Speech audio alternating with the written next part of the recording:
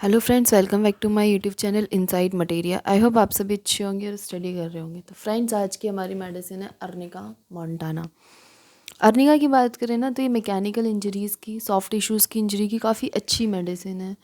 Bruised injury की, मतलब long term injury की, यानी कि काफ़ी टाइम पहले कोई इंजरी हुई हो और उसका पेन अभी तक है, तो उसके लिए भी अर्निका काफ़ी अच्छी मेडिसिन है। तो फ्रेंड्स, देखते हैं आज की हमारी इस मेडिसिन में क्या है। एग्ज़ाम पॉइंट ऑफ व्यू से भी देखें तो अर्निका की इंजरी काफ़ी रिपीटेडली पूछी जाती है एग्ज़ाम में। देखते हैं क्या है इसमें। तो उसका कॉमन नेम है लियोपार्ड्स वेने। कंपोजिटिव फैमिली से ये बिलोंग करती है। कॉन्स्टिट्यूशन की बात करें तो nervous women, sanguine plethoric persons, lively expressions and very red face. Nervous women है, सैंग्विन है यानी कि चेयरफुल पर्सन है, काफ़ी खुश मिजाज है, प्लेथोरिक फुल ऑफ ब्लड है, एंड लाइवली एक्सप्रेशन और बहुत ज़्यादा रेड फेस देखने को मिलता है। For the bad effects resulting from mechanical injuries even if received years ago. इसके अलाइनमेंट्स की अगर हम बात करते हैं तो मतलब मैकेनिकल इंजरीज़ की वजह से इसको बैड इफ़ेक्ट्स आ रहे हैं, और वो उसके काफ़ी टाइम पहले भी अगर उसको मैकेनिकल इंजरी हुई है ना, तो उसके इफ़ेक्ट्स उसको अभी तक शो हो रहे हैं। तो इस वजह से उसको काफ़ी प्रॉब्लम देखने को मिलती है पेशेंट में, specially adapted to those who remain long impressed by even slight mechanical injuries. इन पेशेंट की मेडिसिन है जो लॉन्ग इम्प्रेस, थोड़ी सी भी इंजरी हो जाने से उनको काफ़ी ज़्यादा, मतलब थोड़ी सी भी चोट लगी ना, तो उसके इंप्रेशंस उनको लॉन्ग टर्म इंप्रेशंस देखने को मिल रहे हैं। उसका जो दर्द है वो लंबे टाइम तक बना ही हुआ है, मतलब थोड़ी सी भी चोट का दर्द जो है लंबे टाइम तक बना हुआ है।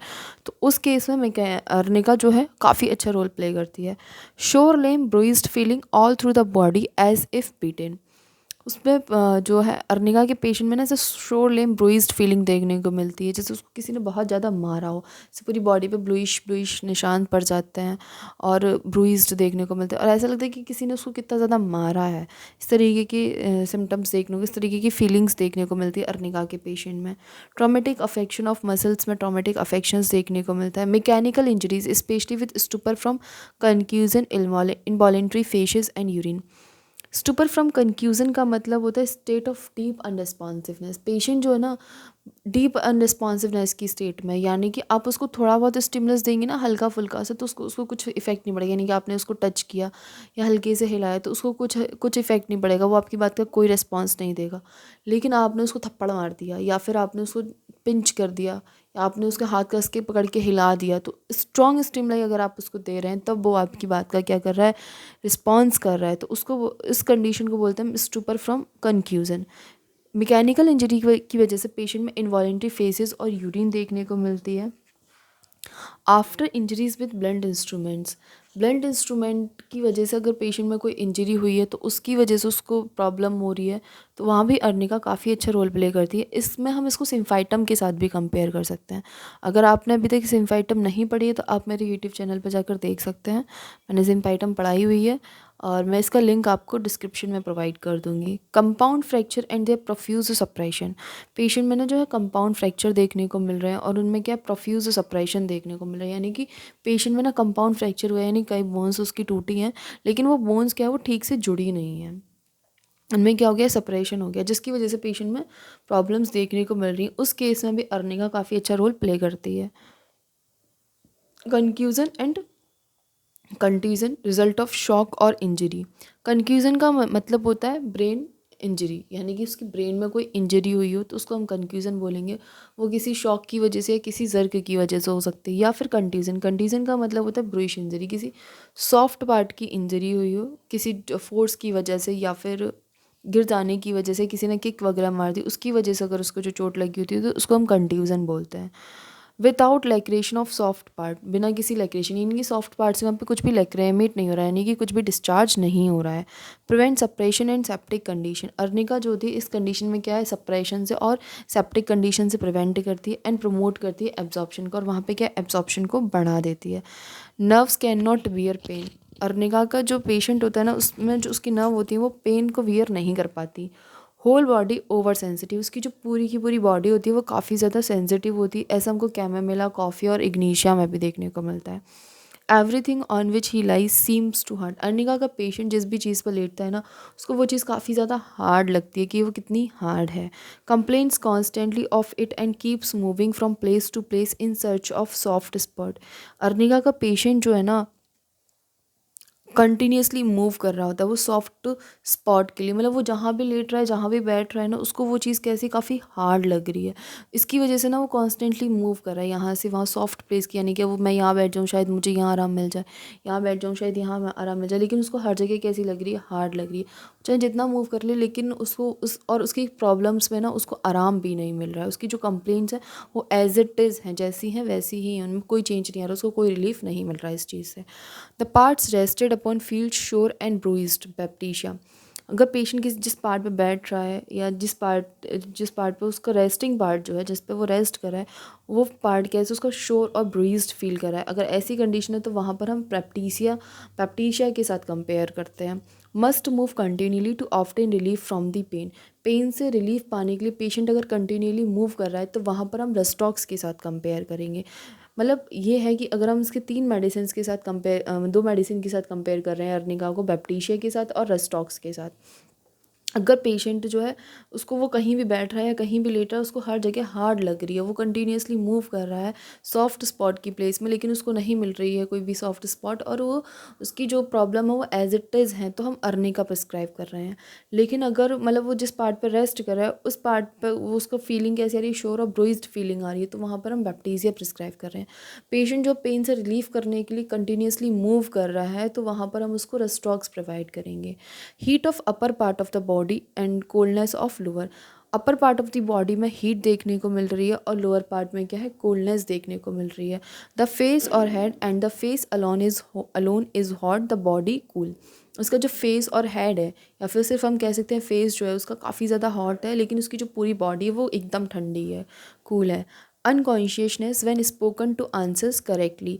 पेशेंट जो है ना वो अनकॉन्शियसनेस की स्टडी कंडीशन में है, लेकिन वो अपना आंसर करेक्टली दे रहा है, but unconsciousness and delirium at once return. लेकिन जैसे ही वो अपना आंसर कंप्लीट करता है उसको अनकॉन्शियसनेस और उसका डेलीरिमा वापस आ जाता है। यानी कि आपकी क्लिनिक पे कोई पेशेंट आया, आपने उस पेशेंट से कुछ पूछा, पेशेंट अनकॉन्शियसनेस की स्टडी कंडीशन में है, लेकिन आपने पेशेंट से कुछ पूछा, तो पेशेंट क्या है आपकी बात का पूरा आंसर देने के बाद उसको वापस से अनकॉन्शियसनेस और डेलीरिमा आ रहा है। यानी कि हमने अभी आगे देखा था ना कि हम पेशेंट को क्या स्ट्रॉन्ग स्टिमुलाई दे रहे हैं, यानी कि हमने जैसे पेशेंट को पकड़ के हिलाया, कस के पेशेंट ने आपकी बात का आंसर दिया, वो वापस से फिर कहाँ अनकॉन्शियसनेस और डेलीरिमा में चला गया, लेकिन falls asleep in the midst of sentence baptisia. लेकिन क्या है पेशेंट बोलते बोलते अनकॉन्शियसनेस में चला गया, यानी कि आपकी बात का जवाब देते देते वो अनकॉन्शियसनेस में चला गया, तो वो उस कंडीशन में हम बैप्टीशिया की तरफ देखते हैं, उस कंडीशन में हम बैप्टीशिया मेडिसिन के लिए सोचेंगे। Says there is nothing the matter with him. Arnica का पेशेंट क्या है ना, आपसे अगर आप अर्निका के पेशेंट से कुछ भी पूछेंगे तो बोलेगा नहीं डॉक्टर साहब everything is okay, everything is fine, नहीं डॉक्टर साहब मुझे कुछ नहीं हुआ, सब ठीक है, इस तरीके से बोलता है। मेनिंजाइटिस आफ्टर मैकेनिकल और ट्रॉमेटिक इंजरीज़। पेशेंट में ना मेनिंजाइटिस देखने को मिलती है आफ्टर मैकेनिकल और ट्रॉमेटिक इंजरीज़ के बाद। मेनिंजाइटिस का मतलब होता है उसकी जो मेनिंजियल लेयर होती है उसमें इन्फ्लेमेशन आ गया, मैकेनिकल इंजरी या फिर किसी ट्रॉमेटिक इंजरी की वजह से। वो ट्रॉमेटिक इंजरी किसी फॉल की वजह से पेशेंट गिर गया, या कन्फ्यूजन किसी जर्क की वजह से वो चोट आई है उसके ब्रेन में, तो वहाँ पर उसके बाद हमको क्या मेनिंजाइटिस देखने को मिलेगी। When suspecting exudation of blood to facilitate absorption, मतलब किसी कंडीशन में हमने क्या है कि कोई हमारी जो वेजल्स है वो रप्चर हो गई, और रप्चर होने के बाद जो है उस वहाँ से ब्लड जो है उसके सराउंडिंग टिश्यूज़ में लीक होने लगा, उस कंडीशन को हम एक्सुडेशन ऑफ ब्लड बोलते हैं। तो अगर इस तरीके की कंडीशन सस्पेक्ट होती है तो वहाँ पर एब्जॉर्प्शन को फैसिलिटेट करने के लिए अर्निका काफ़ी अच्छा रोल प्ले करती है। हाइड्रोसिफेलिस की कंडीशन में, हाइड्रोसिफेलिस का कंडीशन का मतलब होता है water in the brain, water in the brain, brain में क्या है पानी का भर जाना। इस तरीके के पेशेंट आते हैं और बोलते हैं कि मतलब आपने सुना होगा कि दिमाग में पानी भर गया, इस कंडीशन को हम हाइड्रोसेफेलस कंडीशन बोलते हैं। तो इस कंडीशन में क्या होता है कि जो पेशेंट की फोरआर्म होती है वो डेथली कोल्ड हो जाती है, ऑफ चिल्ड्रन में देखने को मिलती है। और अगर डायरिया की कंडीशन में ऐसा हो रहा है, यानी कि उसकी जो फोरआर्म है वो डेथली कोल्ड हो रही है डायरिया की कंडीशन में, तो उस वहाँ पर हम ब्रोमियम को प्रिस्क्राइब करते हैं। एपोप्लेक्सी देखने को मिलती। एपोप्लेक्सी का मतलब होता है किसी ऑर्गन में रप्चर हो गया, या फिर उस ऑर्गन को जो ब्लड वेसल सप्लाई कर रही है वहाँ उसमें क्या हो गया, कोई रप्चर हो गया जिसकी वजह से उस ऑर्गन को प्रॉपर ब्लड नहीं पहुँच पा रहा है, उसकी जो प्रॉपर ब्लड सप्लाई नहीं हो पा रही है, उस कंडीशन को हम एपोप्लेक्सी बोलते हैं। तो इसमें क्या होता है लॉस ऑफ कॉन्शियसनेस, यानी कि पेशेंट जो था वो अनकॉन्शियसनेस की स्टेट में चला जाता है। Involuntary evacuation from vowels and bladder, bladder और वाउल से क्या है उसको इनवॉलेंट्री इवैक्यूएशन देखने को मिलता है, यानी कि वहाँ पे ब्लड का या फिर किसी अदर लिक्विड का क्या है इनवॉलेंट्री डिस्चार्ज देखने को मिलेगा। एपोप्लेक्सी इन एक्यूट अटैक की कंडीशन में देखने को मिलेगी। Control haemorrhage and aid absorption. Apoplexy should be repeated and allowed to act for days और weeks unless symptoms call for another remedy. मतलब हम अर्निका को जब तक रिपीट या अलाउ करते हैं, एक्ट करते हैं कुछ दिन तक या कुछ हफ्तों तक, जब तक वो मेडिसिन जो है, जो उसकी जो सिम्टम है पेशेंट के, वो किसी और रेमेडी के लिए नहीं कहते, तब तक हम अर्निका को ही प्रिस्क्राइब करते हैं। कंजक्टिवल और रेटिनल हैमरेज देखने को मिलता है विथ एक्स्ट्रा वेसेशन के साथ, यानी कि फ्रॉम इंजरीज और कफ की वजह से या इंजरी की वजह से पेशेंट में क्या कंजक्टिवल और रेटिनल हैमरेज देखने को मिलेगा। Gout and rheumatism with great fear of being touched और struck by persons coming near him. Gout and rheumatism की कंडीशन में क्या होगा, पेशेंट में काफ़ी ज़्यादा डर देखने को मिलेगा। डर इस बात का रहता है, फियर इस बात का होता है पेशेंट को कि कोई भी आके जो उसके पास आ रहा है, कोई भी पर्सन जो उसके पास आ रहा है वो आके उसको टच ना कर दे या उससे ना एकदम उसको धक्का वक्का ना दे दे उस जगह पे, इस चीज़ का उसको डर रहता है। Tendency to small painful boils one after another extremely sore. Patient arnica का जो पेशेंट होता है उसमें ना स्मॉल पेनफुल वॉयल्स की टेंडेंसी होती है, और जो वॉयल्स होते हैं वो कंटिन्यूसली मतलब एक के बाद दूसरा आ रहा है, यानी कि एक ठीक हो रहा है फिर दूसरा आ रहा है, एक ठीक हो रहा है फिर दूसरा आ रहा है, और जो वॉयल्स हैं वो काफ़ी ज़्यादा श्योर है। स्मॉल वॉइल्स देखने को मिलते हैं इन ग्रुप्स में। अगर स्मॉल वॉइल्स देखने को मिल रहा है ग्रुप्स की कंडीशन, यानी कि एक साथ कई सारे छोटे छोटे दाने देखने को मिल रहे हैं, तो वहाँ पर हम सल्फ़र प्रिस्क्राइब करते हैं। पैरालिसिस, लेफ़्ट साइडेड पैरालिसिस देखने को मिलती है अर्निका के पेशेंट में।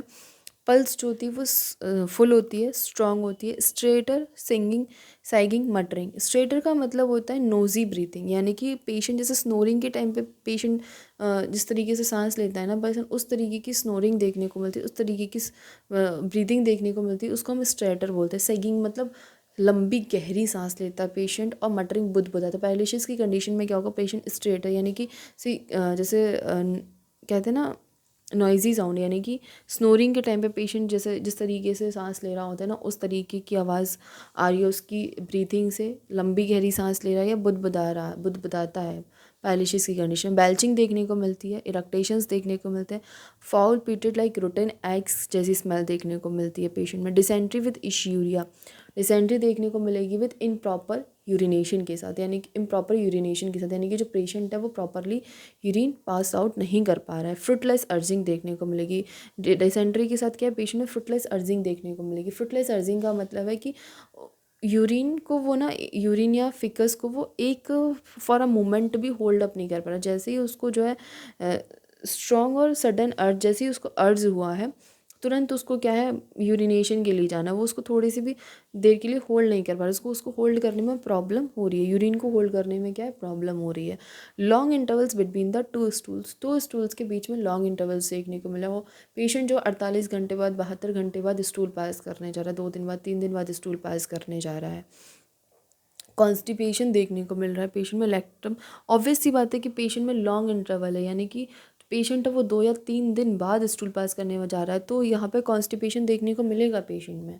क्या है कॉन्स्टिपेशन होगा, कॉन्स्टिपेशन क्या है, उसका रेक्टम लोडेड है, मतलब रेक्टम फुल है, फिकस से विल नॉट कम अवे, लेकिन उसका जो फिकस है वो बाहर नहीं निकल रहा। रेक्टम फुल है लेकिन फिकस बाहर नहीं निकल रहा। रिवन लाइक स्टूल देखने को मिल रहा है फ्रॉम इनलार्ज्ड प्रोस्टेट की वजह से और रेट्रोवर्टेड यूटेरस की वजह से। मेल में क्या इनलार्ज्ड प्रोस्टेट की वजह से ये कंडीशन हो सकती है, फीमेल में क्या रेट्रोवर्टेड यूटेरस की वजह से ये कंडीशन हो सकती है। Soreness of parts after labour, labour के बाद क्या पार्ट्स में क्या शोरनेस, जो रिप्रोडक्टिव पार्ट है वहाँ पर शोरनेस देखने को मिलती है। Prevents postpartum haemorrhage and puerperal complications. Postpartum haemorrhage और परप्यूरल यानी कि चाइल्ड बर्थ के बाद जो कॉम्प्लिकेशंस आती हैं, जो पोस्टमार्टम कॉम्प्लिकेशंस है और जो पोस्टमार्टम हेमरेज होता है, उस कंडीशन में उस कॉम्प्लिकेशंस से प्रिवेंट करने में अर्निका काफ़ी अच्छा रोल प्ले करती है। रिटेंशन और इनकॉन्टीनेंसी ऑफ यूरिन आफ्टर लेबर, मतलब लेबर के बाद जो फीमेल पेशेंट है वो अपना यूरिन को बिल्कुल भी होल्ड नहीं कर पा रही होती है, मतलब तुरंत रिटेंशन, तुरंत इनकॉन्टीनेंसी, मतलब तुरंत उसका यूरिन जो पास हो जा रहा होता है वो बिल्कुल भी होल्ड नहीं कर पा रही होती है यूरिन को। अगर हम अर्निका की जनरल मॉडलिटीज़ की बात करें तो इसका एग्रावेशन देखें तो इसको रेस्ट की कंडीशन में दिक्कत हो रही है, व्हेन लाइंग डाउन, जब ये पेशेंट लेट रहा है तब उसको प्रॉब्लम्स हो रही हैं। और फ्रॉम वाइन से उसकी प्रॉब्लम्स बढ़ रही हैं। एम्बुलेशन की बात करें तो इसको फ्रॉम कांटेक्ट, किसी के कांटेक्ट में आने से आराम मिल रहा है, कोई से आके बात कर रहा है, कांटेक्ट कर रहा है तो उसको आराम मिल रहा है, मोशन चलने से उसको आराम मिल रहा है, जैसे रेस्टॉक्स और रूटा में देखने को मिलता है। तो फ्रेंड्स, ये थी हमारी आज की medicine arnica montana. I hope आपको आज की मेडिसिन अर्निका मोंटाना समझ में आई होगी। आपको किसी भी तरीके का कोई डाउट या कोई क्वेश्चन है या किसी वर्ड का मीनिंग आपको नहीं समझ में आया तो आप मुझसे कमेंट सेक्शन में पूछ सकते हैं। आई होप आपको वीडियो पसंद आई होगी। अगर वीडियो पसंद आई हो तो लाइक शेयर सब and subscribe, please subscribe my channel अगर आप मटेरिया मेडिका पढ़ना चाहते हैं तो।